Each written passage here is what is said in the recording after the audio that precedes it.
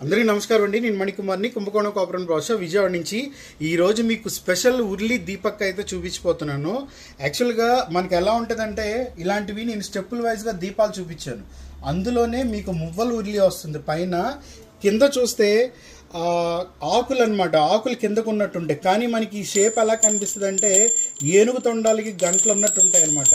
అంటే ఈ ఆకులు ఏదవుతున్నాయో ఇప్పుడు ఆకులు కిందకి విచ్చుకుని పైన ఇలా విచ్చుకుని ఉంటాయి కదా, ఆ షేప్లో వస్తున్నాయి. ఈ ఆకులన్నిటికి కూడా గంటలు వస్తున్నాయి. కింద వచ్చేటప్పటికి 5 ముఖాలతో దీపం. ఈ పైన కూడా మనకి ఇక్కడ పెటల్స్ ఉన్నాయి చూడండి.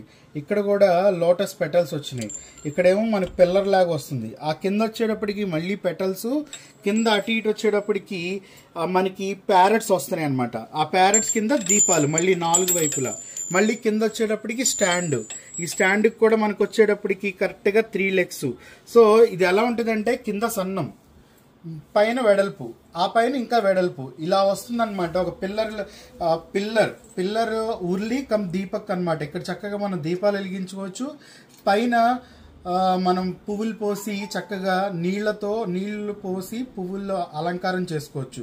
సో చాలా చాలా బాగుంటుంది. హైట్ వచ్చేటప్పటికి 2 feet వస్తుంది అనమాట.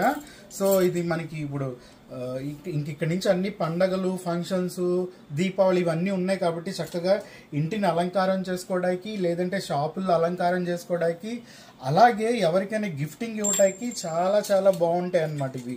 సో మనకి చూస్తే అంబ్రెల్లా లాగా ఉంటుంది. ఒక గొడుగు పట్టుకుంటే ఎలా ఉంటుంది, గొడుగు ఇలా వాళ్తే, సో అంబ్రెల్లా లాగా ఉంటుంది అనమాట. ఇది అంబ్రెల్లా ప్యాట్రాన్లో వస్తున్న ఉర్లీ దీపక్ అనమాట. 2 feet విత్ ఎల్లో యాంటిక్ ఫినిషింగ్తో వస్తుంది.